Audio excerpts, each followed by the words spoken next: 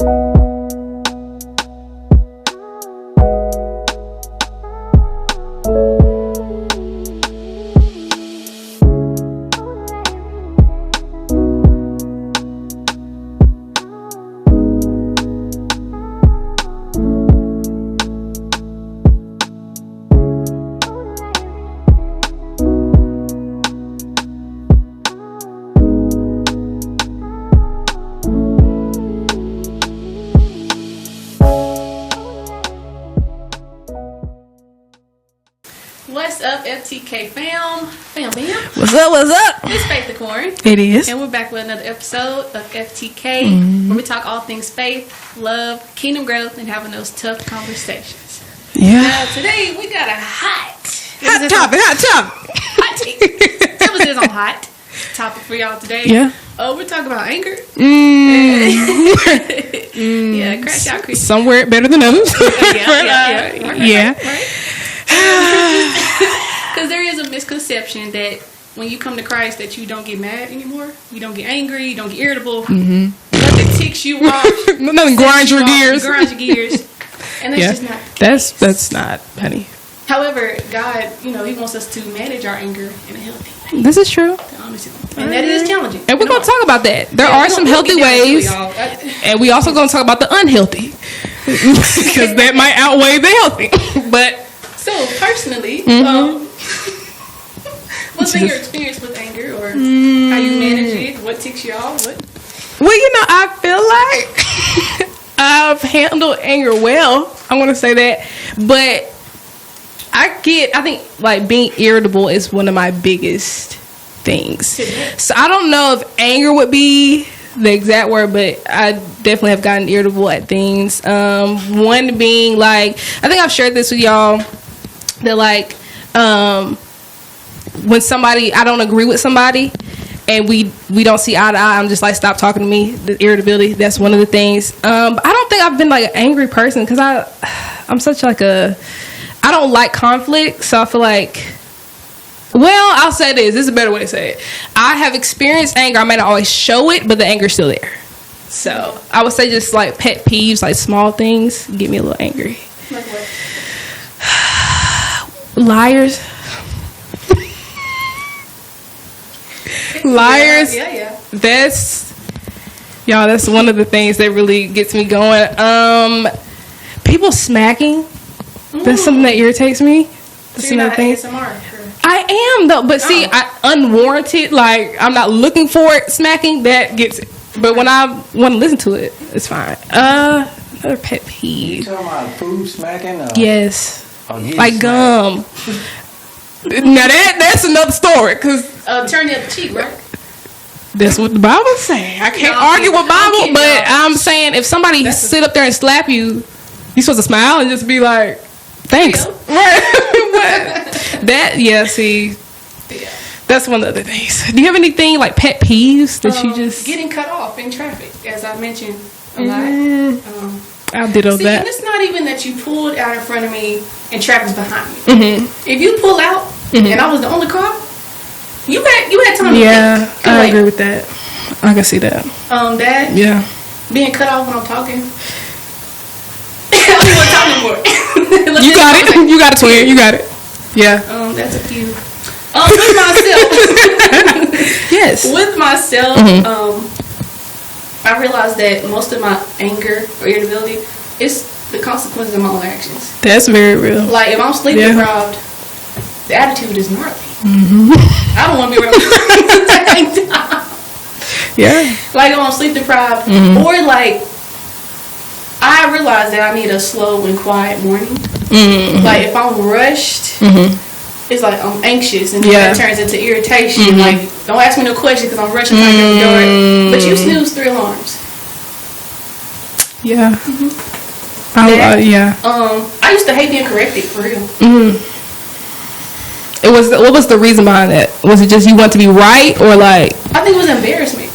Like I wanted to be right. Yeah. And I feel like you telling me something, like, even if you're just telling me a better way to do it, it's like, I'm a failure. I messed up.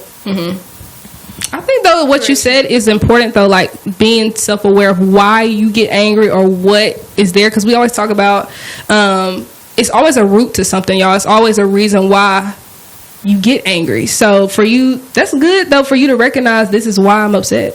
It's not just there, there's a reason behind it. So I think I did that this is maybe last night.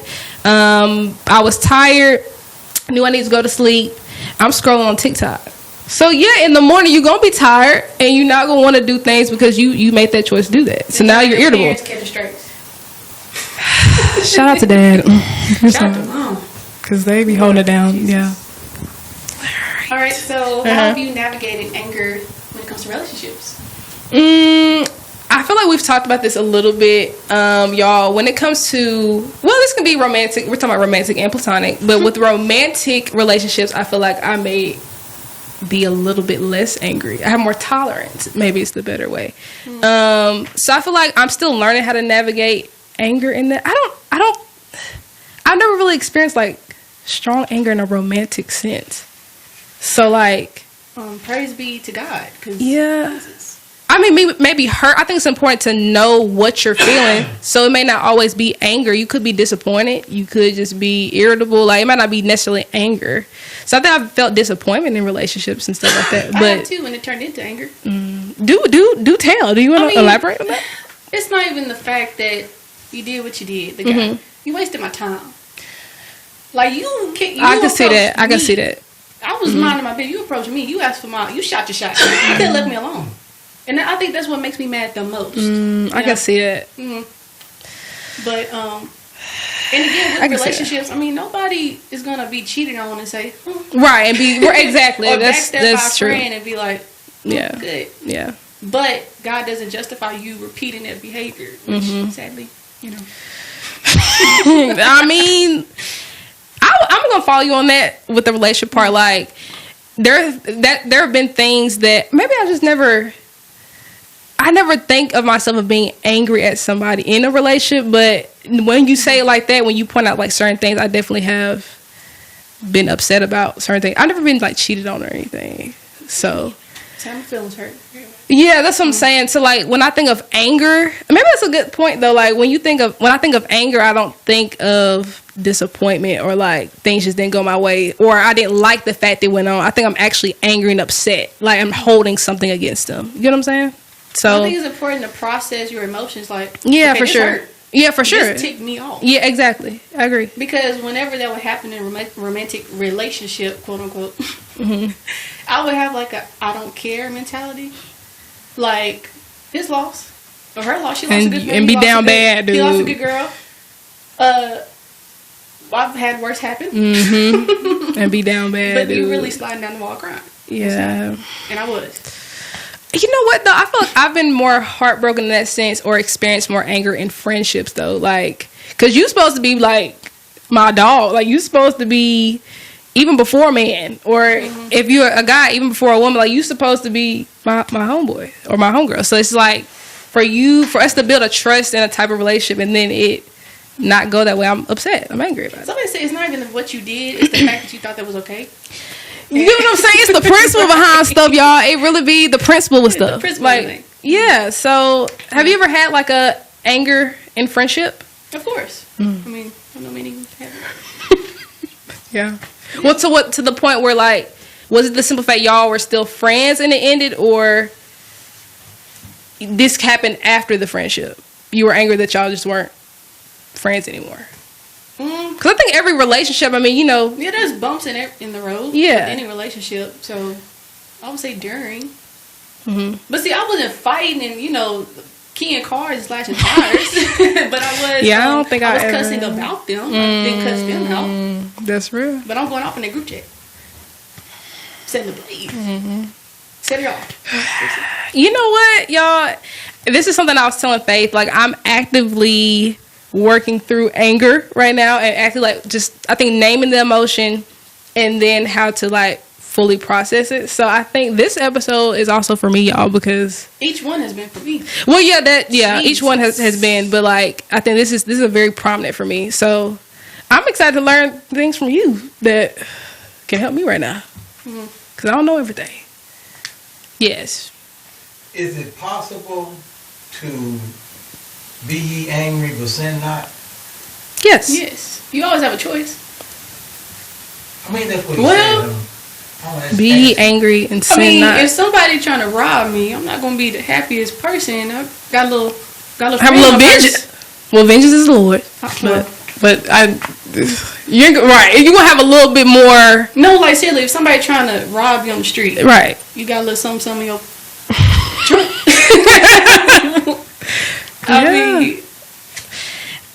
I mean, Jesus did it. Jesus had anger, but he did it. It was a holy anger. That's a good segue to spiritual. So let's chat about it, because a lot of people like to bring that up. Like, well, yes, it's okay for me to get angry because Jesus, he flipped him a table or two. But look at the context. Right, look at the context. Look at the context, y'all. Yeah.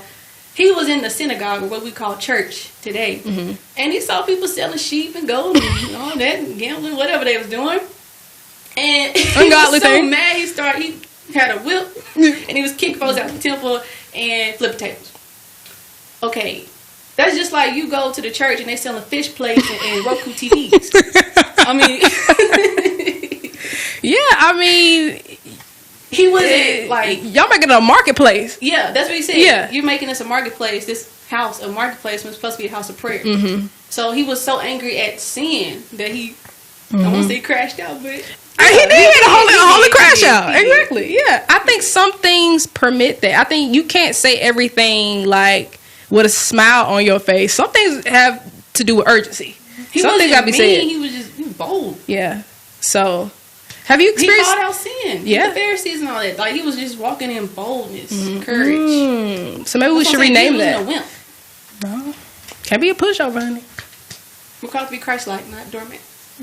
Let's talk about that, because I feel like that's kind of a. And it's hard. I mean, it's not a walk in the park.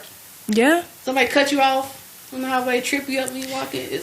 Y'all know, FCK family, y'all know my stories with the road, people on the road, and so it takes God to really keep you going. That's all I can say. Instead of trying to be eye to eye with them and give them a finger, I just gotta go about my day. But let's talk about that though, because I think there's a misconception that Christians are doormats and that we're just pushovers. So do you have a story on like, or an experience on, or what's your story on like overcoming the doormat cliche in Christianity?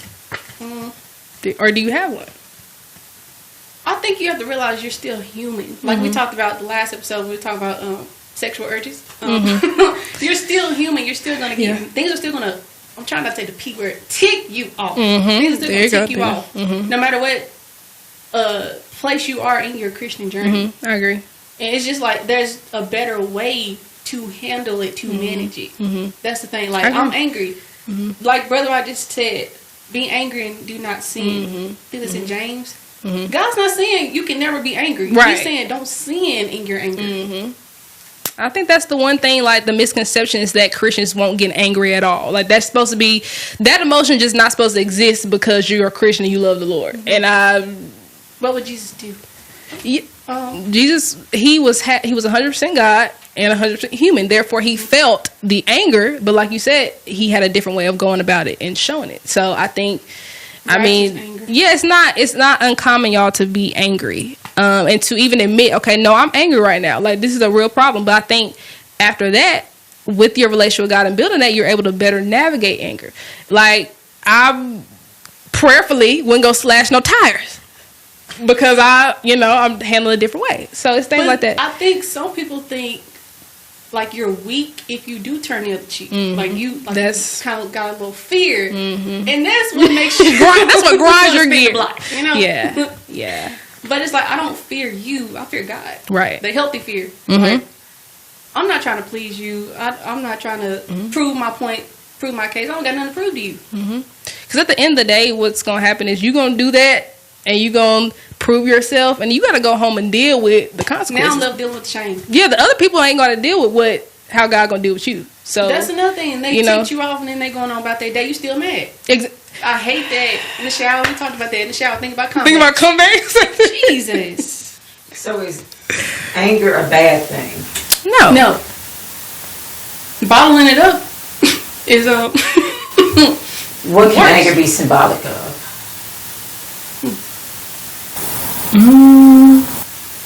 What do you mean? Well, elaborate, please. Yes. So if something frustrates you enough to make you physically get annoyed, that's showing you something that you need to work on personally, perhaps, or something you need to do something about. I agree with that. So Jesus got mad with anger. His anger, he's flipping over the tables because he wanted them to stop. And he wanted them to, be right, right? So that was somewhat of a transition.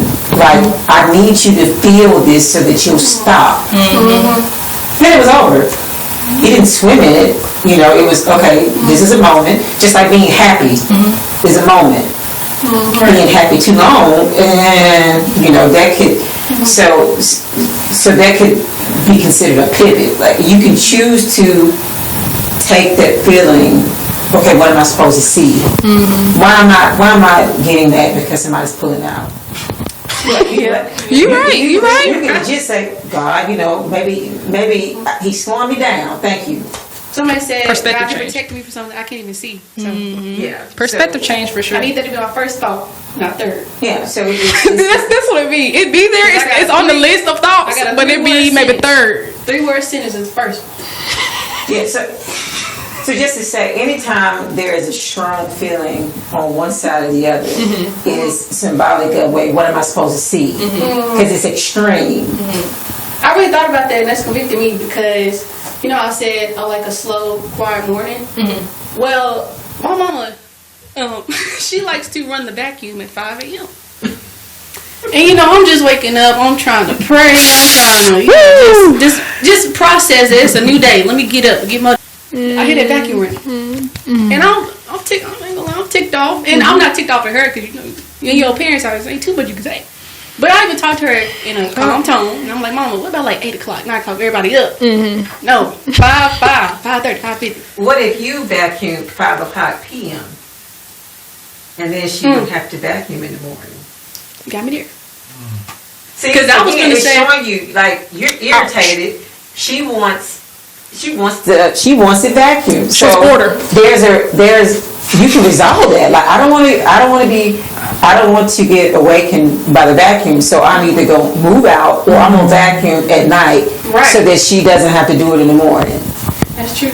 And I was going beyond that, but that's like the current thing. I was thinking, okay, not everybody wants kids, but I want kids one day. Ain't too many quiet slow mornings you gonna have. That's very true. Because I have younger siblings. My siblings are, my little brothers, they're 11 and 6. I love them. I remember just being a sister. Sissy Juice, it's 6 a.m. And it's cute at the time because, I'm like 13, 14, but like, I can't do Bible and pray first. Like, probably getting juice. I've learned that, working with kids. Why do you want kids if that ticks you off, Faith, that vacuum.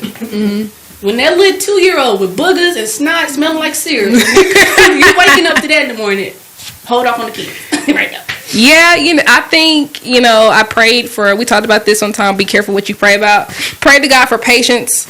I have a room full of kids. So, I'm learning right now, like, I like slow mornings and quiet mornings. You're not going to get that with a room full of 19 kids that are 8 years old. And it's not that that's not a good thing, it's just an adjustment. Yes. Like, okay, quiet time may go from an hour to 30 minutes to 5 with kids or teaching a job you have. And it's not just kids, but it's with everybody, but specifically kids. I think that's a big adjustment. So I saw something on Threads the other day and it said it's not hard, it's new. I was like, let me write that down and put that everywhere. It's not hard, It's just adjustments. When you guys, when anger sets in, do you ever ask yourself, what can I do to rid this anger? Like, what can I do to stop being angry? Or do you just, I'm irritated and Not gonna lie. Yeah, not gonna lie, not all the time. I don't sit there and say, okay, like, how can I get rid of it? Sometimes I just sit in it for a second and say, okay, this is what I got going on. Then I pray, or I say, okay, God, I'm irritated. This is what's going on. So I think I don't really ask myself though, like, how can I guess I just go to God. That's my first thing to think about. After I do it myself, which is part of the issue. Because when you're in the flesh, you're not thinking logically, or like, or I should say spiritually. You're not thinking about maybe how to get out of it per se. You just focus on your emotion. So you made me think about like what the word says about anger, and how I think Paul said, be slow to speak, quick to listen. Yes. I'm like, okay, God, yes. I understand why you want us to do that. It's that if any one of you hates a brother or sister, you're like a murderer. I'm like, Jesus, what do you mean? And it's like the longer, I realize for myself, it's different for everybody, the longer I let anger fester, I agree. I'm on the road to hatred. Yep. Because the more I keep replaying what happened, what you did in my mind, and all that stuff, I'm on the road to hatred. Mm-hmm. Ooh. That's deep, more actually. Convicting than like be quick to listen, so to speak. All good things, but that you're like a murderer. Well, I think Paul also said, "Walk in the spirit, and surely you shall not walk in the things of the flesh." And so I think that's why it's so important dealing with anger, because anger is a very strong emotion, y'all. Like it can really overtake you, just like unforgiveness, or there's a lot of things that can overtake you. But anger, like. That's why you really got to take it to God for real when you're angry, because you'll do a lot of things out of anger. Like you regret it after the fact. But so that's definitely something I'm working on, y'all. Being quick, not just yes, I am talking to God about it, but being quick to talk to Him about it and not letting it fester, because it might not translate to other people. It very well can, but also just internally what it's doing to me. That's not helping me none. Being holding on to anger all the time. So, and there are practical ways with dealing with anger. But I will say, you gotta think about Jesus, because if He had all them accusations and all them ops, and He didn't say nothing. I read the other day how somebody slapped him, and he was blindfolded, and they said, "Who slapped you?" Jesus. And then when he was on the cross and they were gambling over his clothes, as if y'all didn't just kill him. He took a lot. Jesus, to be able to be quiet, singing and enduring all of that, it's like, she gave me attitude. That ain't nothing. Yeah, what was it? Stephen? It still ticked me off, but it's not worth bashing her back. Yeah, Stephen the same way got killed for no reason. Paul just going off, part of the mafia, y'all, doing mafia things. And I mean, that's one thing I strive to be more like Christ in, is not letting everything affect me to the point of anger. That's still something I'm working on. I'm glad you brought that up, because some people say, well, I'm not Jesus, so I hit the disciples. They were beaten too. I mean, that's part of the gift that God gave us through Jesus, is that we have the ability to be like Him more and more every day. And so I think when some people say, well, I'm not Jesus, well, we're not literally Jesus, but if we're born again, we have the same spirit of Jesus. And so we're able to carry out some of the things, all the things that He did, because we have the Holy Spirit. So I think that's important to remember, y'all, when we're talking about struggling with not being who Jesus is, we can't literally be Jesus, but I mean, we share the same spirit. So He gave us an example. Yeah, He can set the example for us. It's hard to follow at times. Very hard. Not everybody follows Jesus to a T. We're constantly being renewed in our minds and actually carrying it out. So don't put pressure on trying to be like Him all the time in that way. Just let God renew you daily. I feel like that's the biggest thing. I always say, you don't have to be perfect, just be committed. Yes, I agree with that. Relationship with God and people. Yes. Just be committed. My pastor always talks about that, like, conversion is a process. And so, like you said, if you're committed, you're being transformed daily and when I fall short, I'm getting back. Right, because we always do. But that's the saving grace of God to say, I'm still giving you that chance to be perfected. And so that's the love of God, y'all. That's the beauty of it. So Good let's talk things. about lifestyle. Let's talk about it. So, are there any things that you were doing with your lifestyle that, I guess induced more anger? I know TV shows. Yeah, I was gonna say like entertainment, like music. I feel like if I'm listening to who's somebody I could say, if I was listening to like Summer Walker, Heartbreak, right, and talking about how this man then did me dirty. Summer Walker, shoot, City Girls and Cash Doll was my go-to. Cause I'm more of a R&B girl, y'all. I'm more of like a little softy stuff. I was more of like summer, like 2000. What was that? 2020-ish. That era, y'all. Very Summer Walker-ish. Very anything R&B. So if you're singing about this man that hurt me, cheated on me, had 3 kids, that little thing, I might not necessarily gone through it, but like if you're going through it with somebody. We both hurt. You know what I'm saying? Yeah, we both hurt. And so now, that you're more, I feel like, susceptible when that's in your subconscious. Good song. Masterpiece is just not making me feel better. What is it? Beautiful. But, I mean, it wasn't helping me. So I think movies. The shows. I was obsessed with Bad Girls Club. In middle school, high school. If somebody say something you don't like, fight. Security guard, everything. Buy your life. Good night. Love hip-hop down. Yeah. Especially Atlanta. Atlanta's the best one, but you said something like drink. That's something I can say, dude, from loving hip hop. I was throwing drinks and fighting when I was mad. It was just like I was becoming a little more desensitized. Like I like this. I like drama. this aggression. Yes, yeah. I get what you're saying. So I be mindful of that. Maybe don't go to sleep with it playing, but don't binge it. That's And I talk about music enough. So young boy was the. Yeah, I mean, I'm telling you. Not there. And I've never even been like a fighter, but like when you listen to stuff like that, it make you more a little jumpy. I'm with you. Yeah. I'm tall. I'm gonna watch your jacket, but I ain't gonna fight. I'm gonna go to jail. But one thing I learned too is that you can like disagree with people without dishonoring them. Like you don't have to call them every name in the book just because you don't agree with something that they do. Everything except the child of God. Right. Call them everything in the book. So I feel like that's something I've grown in and learned, like you name the issue. I think if you understand the issue, you can better navigate it. I think that's when things turn into anger sometimes when you don't know what the real root is. So. I think if you pop off every time there's a disagreement, you don't want a relationship. Any kind. You don't gotta be romantic, friendship, business. Right. I mean, I agree with that.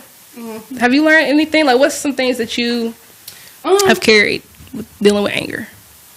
What do you mean carry? Well, by carry, I guess added onto your life as wisdom, maybe. Oh, practical things. Sleep. 7 to 8 hours. If I get less than that, I don't want to be You're no-go? Don't ask me nothing anymore. That's real. Don't run that vacuum. No, I'm just kidding. Self-care. And it's more just lighting candles and taking a bath. Like, literally, if I give 100% to my job, to my family, and I'm giving myself 10, I'm going to be mad. Because I'm running off fumes. Trying to pour, attempting to pour from an empty cup. That's good. Yes. We talked about that earlier. Like, love your neighbor as you love yourself. It ain't too much I can say about this, but therapy. Because I'm not in therapy myself. But I think some people think it's either Jesus or therapy. It can't be both. Yeah. I agree with That's that. not to say, don't be mindful of who you get therapy from. Heavy on that too. You don't even have to go in person if you don't want to. Like Jerry Flowers, pastor that I love, he does therapy Thursdays. On YouTube? Yeah. He just goes live on YouTube every Thursday. And he has a different topic every week. And it's like genuine therapy. So that, I agree with therapy. talking to somebody, be mindful of that, but yeah, some people can egg it on. Some people can egg it on. Yeah. And not defute, try to, But having a safe space to talk about stuff I agree with that ticked you off or whatever. I agree with that. I agree with that. Question. I've heard y'all talking about anger, and it seems to be one-sided. All the anger is coming towards you. Do you ever make anybody angry, and what you gonna do about it if you do? Yeah. Definitely make people angry. Yeah. What do we call it? Rage bait? Yeah, I never want people Not to think gonna that I'm lie. a saint. I've peed some people off too in my day, my ripe age of 20. So what's the godly thing to do about it? Well, I would say learn how to apologize. That for sure. Because I didn't like That's I used to run definitely from that. Yeah. Like I would hit them with I'm sorry if and not what you. I'm sorry for. You know what you did. I was just too embarrassed to admit it. Sorry. That's very real. Yeah. That's a good point, actually. Putting yourself in their shoes. Like how would I feel if somebody did what I just did to them to me? I actually did that the other day. I was talking to my dad about something, and so I like to yap sometimes. Like I personally like to yap at times, and so this particular morning I wasn't, maybe lack of sleep or whatever it was. I didn't really want to chat. You know what I'm saying? And so I was a little short, and so Holy Spirit got me real quick and said, "Okay, but you like to yap though," and He listens to you. So like I think, like you said, putting yourself in other people's shoes, like you wouldn't want nobody to cut you off and do that and be short. So why would you do that? So just things like that, kind of simple things that get me back to what I need to be doing. So, And I'm not, I guess, and maybe I missed it. What am I supposed to see in anger? Like, if something irritated me at work, which that happens here lately often, well, what are you going to do about it? Like, and that's not from a place of being vindictive or getting somebody back. What can I do to make something better? Because if it's triggering, that's telling you to do something. So if we just accept anger as, or mad, or, I'm going to pray. Yeah, pray. But God also gave you a mind to think. Like, okay, God, what am I supposed to see? Is it something, I can do something? So, Faith without work. I wrote that down too. Anger triggers. Yeah, because he also say know why, the root of why you feel the way you do, and then acting on that. Because that can lead to a solution. Right. If something irritates you, that means it's something that you can look into, not to be irritated. Which can bring about something great. Right? Like, that's probably how some inventions got been like, I'm irritated, like the phone, like, why I gotta keep writing these letters? Let me figure out a way to call somebody instantly. I mean, the vacuum running, noise cancellation headphones, or move back. or it's all kinds of things. Or maybe, maybe this is a time that I can bond with my mom to figure out, like, okay, why do you vacuum at 5 o'clock in the morning? Like, if I do it, like. It can, all I'm saying is, sometimes it's not necessarily a solution, but it's a trigger to maybe have a conversation with somebody else or yourself. And then, I'm not saying don't pray. I'm definitely not saying don't seek God, but It's two There are parts. some practical. Yeah, that's what I'm saying. Practical Exactly. versus I agree with yeah, that. Yeah. because again, if something makes you happy, we tend to, I think the human side of us tend to lean towards the joy and the things that make you feel good. But a feeling is a feeling. So if something irritates you, why does it bother me? That is true. Because it doesn't bother everybody. That's true. So, but why does it bother you? Because everything doesn't. So anyway, that's just another way to look at it, to kind of manage, not going to sleep on the anger. And apply that to other people when you make them mad. Like, True. This wouldn't bother me. True. But why is it bothering you? Yeah. Try to Perspective, understand why it's for sure. making them mad. Yeah, and it helps you to maybe get along better with that person. Yeah. Like, that irritates you, and that is actually very telling of the relationship. Are we both willing to avoid, even though this doesn't mean anything to me? If I know smacking irritates you, well, I need to be mindful what I'm eating to not smack. Like, I think you would appreciate that if you tell your friend, man, you're smacking, like, oh, it irritates me. And every time they come around, they're smacking. Be like, You don't care nothing about what I'm talking about. one thing. Right. Anyway, just a little food for I thought. think that just shows the real love of relationship too, when you're willing to go even the extra mile or just be considerate of what they're saying. You might not understand it. Sometimes you don't understand why people do that, but you love them enough to say, hey, I can make adjustments. Right. So I think knowing being able to differentiate the two.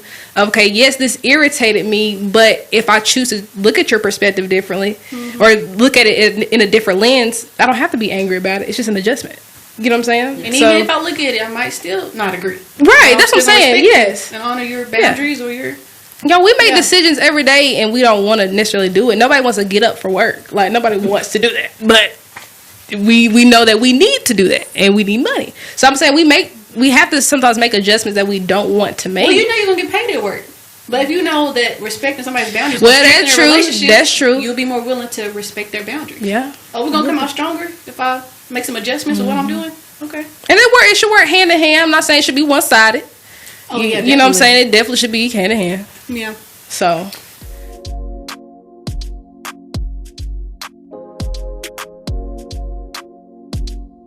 Well, just like what you're saying, you know, I focus a lot on prayer and reading my Bible, you know, going to church, but like that physical health aspect, you know, taking care of my body, honoring, being mindful of what I put in my body. Yes, that's huge. Not even just eating, like what I watch. A good relationship with God. Part of that is also being healthy and being able to get up and have the energy to serve and the ministry, all that stuff. If that's a big part of your life, you gotta be healthy. Definitely have to repent for that. Every day, daily. Yeah. What about mentally? Where do you feel like you are mentally? Well, your health. That's a story for another day. I don't even got time. But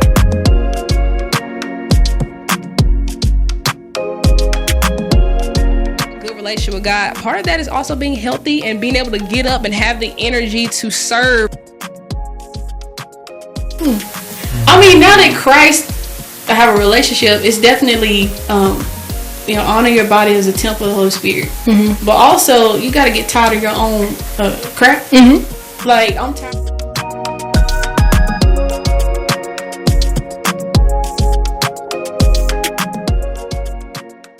All right. Anything else you got? I'll just say, sometimes you can't respond on the spot. A good walk outside, a good walk away, that helps me get to calm down. But also, like, on a good podcast or some gospel music or something, because I'll walk away and think of more things to say. Yeah. So walk away, but like feed your spirit. Yes, for sure. Please, for sure. Yeah. Oh, ask God to show you where you went wrong in the situation, things you can do better. That's part of the maturity, for sure. Yes. And ask God for a solution and respond in a way that will glorify Him. That's good. Yeah, I agree with those things. Yeah, that's all I can say. I definitely don't be crash out Christians, y'all. You gotta. There's always a solution. There is. We've talked about that. We just learned that. I'm learning. I told y'all this episode. I'm still learning things, wisdom that I can apply to my life too, because I'm gonna get angry again. So I have to. I can apply these things now. So we need to talk about cussing. That's a whole conversation for another day. Yeah. But that's all I got. Close this out. Yes. So thank y'all for joining another episode of FTK. If you enjoyed this episode, make sure to like, comments, and subscribe for more content. And remember that it's not personal. It's just kingdom business.